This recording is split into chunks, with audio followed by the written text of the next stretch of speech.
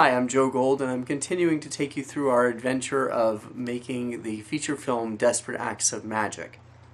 There are about 4 or 5 ways to do driving scenes.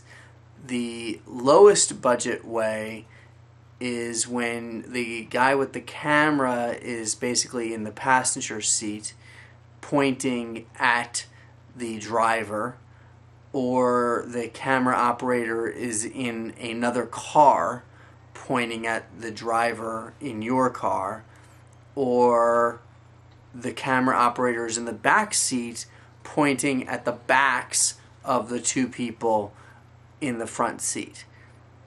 That's the cheapest way to do it. It's not very effective for 2 people dialogue scenes because you're either shooting at the backs of the person, or it's a good way to do it if you just have a driver and he's driving and you don't need to have any dialogue. But if you want dialogue and you want to see faces and you want to be coming at them from the front, it's not the most effective way. Now, the movie The Puffy Chair is a road movie, the Duplass brothers' first movie. They drove in a very large van. So Jay Duplass was able to sit in the front seat in between the driver's seat and the passenger seat and point his camera towards their faces, towards the driver and then towards the passenger. But that requires a large vehicle to accomplish that. The next way to do driving scenes is with a car mount. This is a contraption that sits on the hood of the car, or sometimes is mounted to the side of the car, and is attached to the car while you're driving so that the camera can either point in through the the front windshield, or through the side windows, or even through the back window. This is how we did it. We hired a grip guy who knew how to operate one of these things, and we got one of the smaller car mounts that we put onto the front. This one would have worked on the side as well, but we didn't have time. We ran out of time.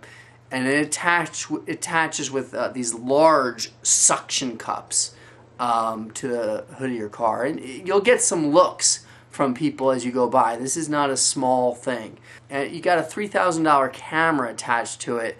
You want to make damn sure that that thing doesn't go flying into the next car, because that wouldn't be good. If a cop sees you, it could be trouble. We got very lucky that no cop saw us the whole day. The next up would be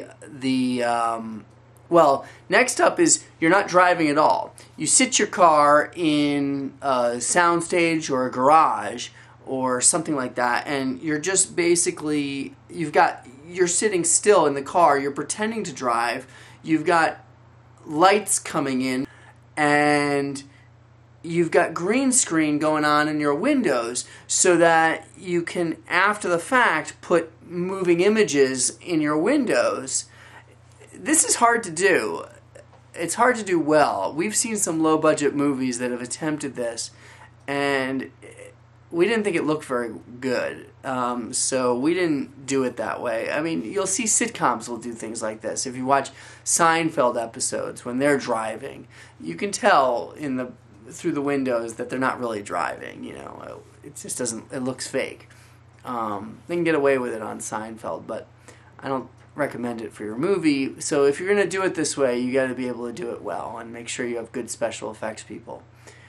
And then the studios, what they do is they block off the road. They have permits, of course, and they use a flatbed truck. The car is sitting in a flatbed truck. You're not driving, but the truck is driving, and the car is just on top of the flatbed, just moving along. And that's the most expensive way to do it. So anyways, we did it with the car mount. We had some lights inside of the car, which actually started smoking at one point, and we thought there was a fire, and got kind of upset about that. Hi. Just turn the light off. Oh, is this you guys? We're getting off. Get off. We're getting off. Is that them? Yeah, that's them. I don't know why they didn't get off. We have to get off. What? Shit. I don't know. I'll get back on. No, you get off and we deal with the fire. Yeah. We have a fire. Can we get the fuck off? Just turn Why did you guys not get off? Other than that, the other challenge that we had for that day was the lighting.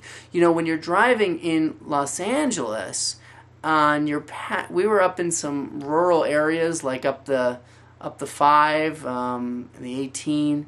When you're driving next to these mountains, the mountains block the sun. So all of a sudden we'd be in darkness, and that was a real problem that we didn't anticipate. So, but I was pretty happy with how the driving scenes came out. So, all right, that's it for now. We'll see you next time.